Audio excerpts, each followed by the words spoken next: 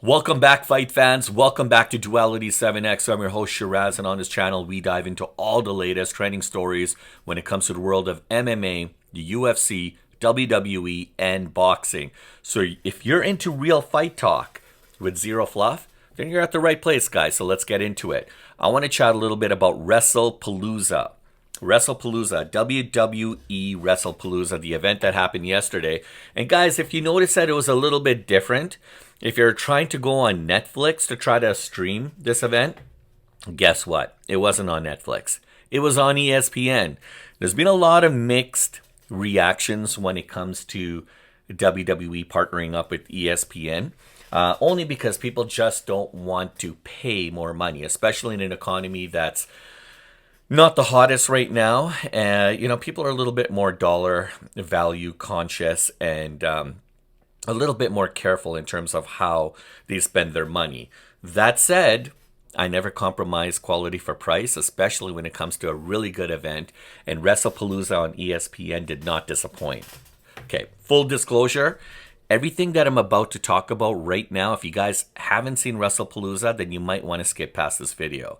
But if you're okay with me letting the cat out of the bag, then you guys are at the right place. And I'm just going to do a quick summary recap of some of the events that happened. I'm not going to go into too much detail, but enough to be able to just kind of recap and summarize some of the events that unfolded at Wrestlepalooza. So you guys have been forewarned. So I'm going to get into it right now. So I want to talk about Brock Lesnar first. I mean, this guy steamrolled over John Cena. And wow, did he look incredible. If this wasn't the wildest thing that happened, then we could talk about AJ Lee, her shocking return. We could talk about Cody Rhodes surviving literally a one-on-one war with Drew McIntyre. And then Stephanie Vaquer shocking the world, guys. So Wrestlepalooza, again, was an event that you guys did not want to miss. And if you guys haven't seen it and you're okay with sticking around here for the summary recap and then plan to watch it later, then you guys are in for a treat. This show was pure chaos, lots of entertainment. I'm going to break down the biggest winners and losers and why some of these stories are going to shake up the WWE in the coming months. If you guys haven't already, please smash a like and subscribe. And let's get into it, guys. So, Cena versus... All right, guys. So, let's get into it, guys. Let's talk about John Cena versus the Beast, Brock Lesnar. Okay. We know that Lesnar dominated multiple F5s, and Cena hit a three attitude. He hit three attitude adjustments, guys, and he still couldn't finish. It felt like watching SummerSlam 2.0. Lesnar was in full control of this match, though. Despite Cena trying to come out and do the attitude adjustments, as I mentioned, classic hustle, loyalty, respect moment, but Brock said no, and he was a pure monster, and he finished them with a parade of F5s, and he could have stopped after one, after two, maybe three, but Brock being Brock, he kept going. And the Beast, honestly, it felt like WWE was saying that Lesnar is still the alpha. Cena's last run really might be winding down, guys, but it was a gross mismatch. Without going into too much detail, I'd love to hear your guys' thoughts and comments, but I can't wait for the storylines that are going to happen tomorrow on Monday Night Raw. Those versus the Vision. Okay, now this is one of those fights that I was paying a lot of close attention to, especially with Jimmy and Jake almost looking like they're kind of at odds with one another in terms of the direction of how they want to go about their careers and as a potential tag team. And then of course, being part of the bloodline, there's a little bit of that loyalty and that kind of comes along with it, right? So the question is, was it tested? Well, we've been seeing, kind of coming up to this match, you've been seeing instances where Jimmy and Jay are just not on the same page. That said, Usos versus the Vision. with LA Knight thrown in as a special ref, of course, right? Just to stir it up a little bit, right? And that was a last minute call in, but still, I mean, you really wanted to see this one. Lots of fun spots, tables, chairs, of course, and then LA Knight letting chaos happen was pretty damn cool. It was great. It was great chemistry all around. You could totally feel it, guys. But poor Jey Uso, a dude accidentally cut himself open with a chair shot. This is serious, guys. This is not scripted. Jimmy actually looked very, very concerned. There's some footage. If you really look for it, you'll find it on YouTube. But it was kind of scary. That said, the Vision takes the win. Which ultimately screams that the WWE is pushing Breakker and Reed as the next big thing, perhaps next big tag team duo, or setting them up for individual careers. But that said, these guys were dominant. They totally took control of this match, and they handed it to them. I mean, Breakker, like, you have two of the biggest, baddest superstars, on the same team. They're going to be a force to reckon with, that's for sure. Hopefully Jay's okay, but it was a scary moment, and hopefully he recovers from this soon. I want to get into some women's matches. We had Io Sky versus Stephanie Vaquer. This was unbelievable, guys. This was for the women's world title, and this one, I'm telling you guys, match of the night, guaranteed.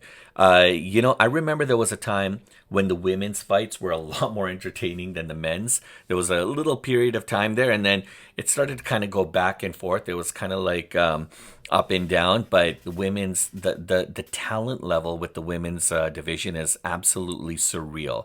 And then when you throw AJ Lee kind of coming back into the mix, AJ Lee she stepped away for a whole, I think it was a little over 10 years. And she looks like she hasn't missed a beat. She looks exactly the same.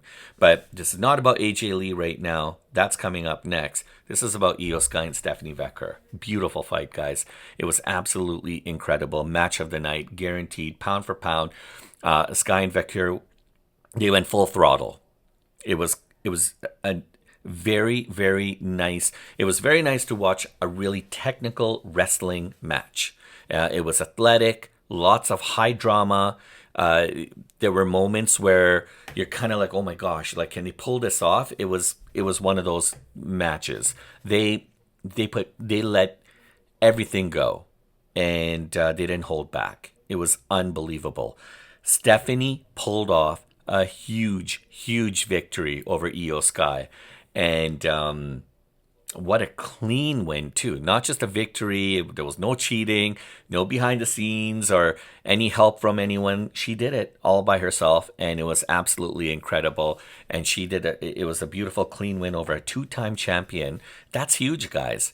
And that's pretty much the WWE quietly telling you and signaling that we're building a new star here in Stephanie Vaquer. She just might be the future of the division. So it's going to be interesting to see what comes next for her. And Io Sky will definitely rebound after this. We're going to see some more titles for sure around her waist in the near future. And then we had a very anticipated match with AJ Lee teaming up with her husband CM Punk against Becky Lynch teaming up with her husband Seth freaking Rollins. And man, you want to talk about nostalgia? This was nostalgia overload, guys. I was mentioning that AJ Lee is back, and she's back better than ever. She missed a little over a decade. She didn't wrestle in any other organization. She just kept herself fit, and she looked like she hasn't missed one day. She was still on point. She had the charisma. She was very charismatic. She was hitting all her moves on point. It was absolutely great, and a little bit of that drama and theater behind it all.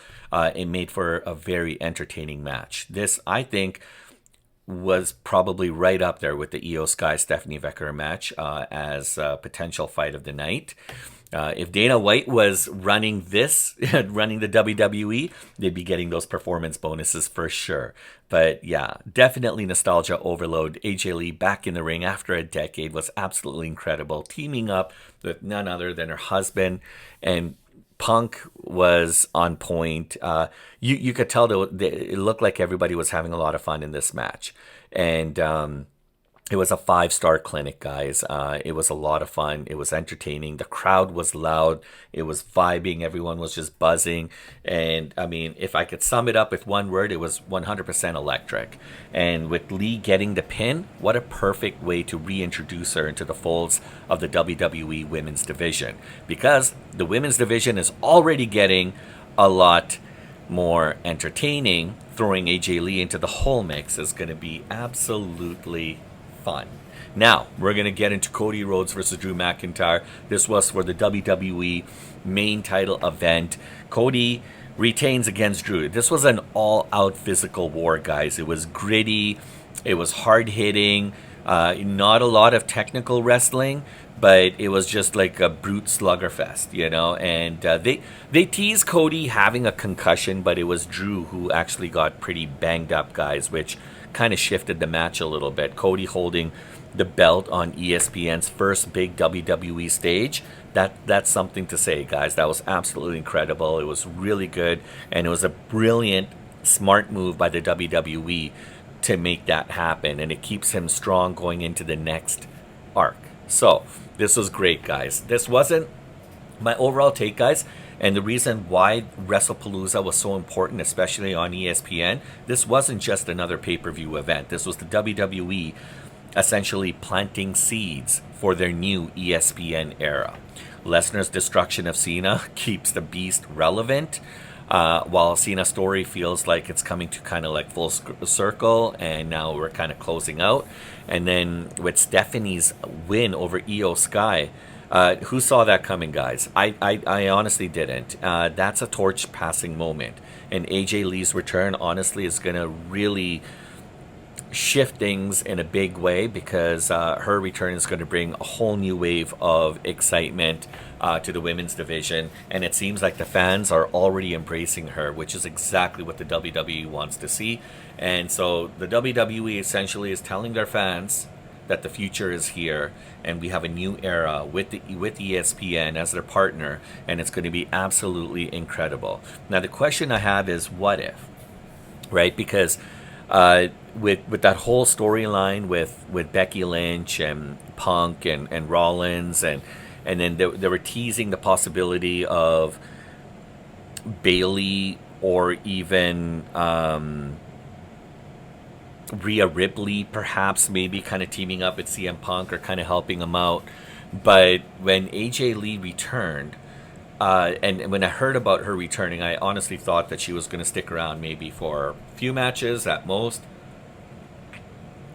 But because of the impact that she's already had on the WWE universe and how great she looked in the ring, I don't think, I mean, if I'm the WWE, I want to sign her to a long-term contract, which I think they did. But that said, there's going to be a huge shakeup in the women's division, and I don't think even the WWE anticipated that AJ was going to have this much of an impact, right? And if she sticks around and challenges a potential challenge against Stephanie Vaquer, I mean, can you imagine? Like, that would be absolutely incredible. And then switching gears to the men's division a little bit here. Now, what if the Vision leapfrogs the Usos and become the WWE's next dominant faction? I think that could happen. I was talking a little bit about how incredible that team looked. You know, with, like, first of all, these guys don't play, like, you know, and some of that has to do with Heyman, of course, you know, but these guys look absolutely incredible. I mean, when you have Breaker and his spears, I don't think there's anyone that can actually contend with this guy's physicality. He's probably I could probably see him being a champion very very soon. If that is if he, I mean, Bronson Reed is a physical specimen all to itself, and he is absolutely incredible. He's had some injuries and what have you, but now the way he looks like he looks incredible. So this is a great tag team, and now there's a possibility. Now when you're talking about the Beast, and you know how in SmackDown, Lesnar crossed paths with Paul Heyman, and he was telling Paul, "Hey, we got to chat, we got to talk." Like, what exactly does that mean? And is there a possibility? Is there a possibility to introduce Brock Lesnar to the Vision? That would be really interesting. Like, I don't think there's any wrestler or team or groups that could actually contend with the Vision, assuming that Brock Lesnar potentially joins them. That would be crazy, right? And then with Cena on his way out, I really see Lesnar shifting into kind of like a part-time legend role. And I think it would be really good for the WWE because he'll be mentoring a lot of younger talent and potentially starting a feud with maybe Cody Rhodes. That would also be interesting as well. So who do you think had the biggest WrestlePalooza moment for you? Was it Lesnar dominating Cena? Was it Stephanie Vaquer's huge win over Io Sky? Was it AJ Lee's emotional comeback? Drop your thoughts in comments below. I want to hear where you guys stand. To wrap it up, guys, Lesnar's still a beast. And it's sad to see Cena's story closing like this, but I think he's got a lot more that he's excited about his future, his continuing role as an A-lister in Hollywood. And I think if there is a possibility of bringing Cena back in the near future, I think that could happen. But I think it's time. I think it's time that we move on past John Cena. There's nobody like him. He's absolutely incredible. He is forever going to be a legend in the WWE. But now I think it's time to start mentoring some of the younger talent and start pushing them up a little bit, right? So that said, Cody remains your champ as well. Sure, with like any pay-per-view event, there's always going to be some ups and downs. I mean, it wasn't 100% perfect, but it was absolutely entertaining. I like this direction, and I like this partnership between between ESPN and the WWE. So definitely excited to see what comes next. So guys, if you like all that fight content, please hit the like and subscribe. Join us here on Duality 7X for more fight content and for more fight talk. This ride is only going to get crazier, guys. I'll catch you guys on the next one.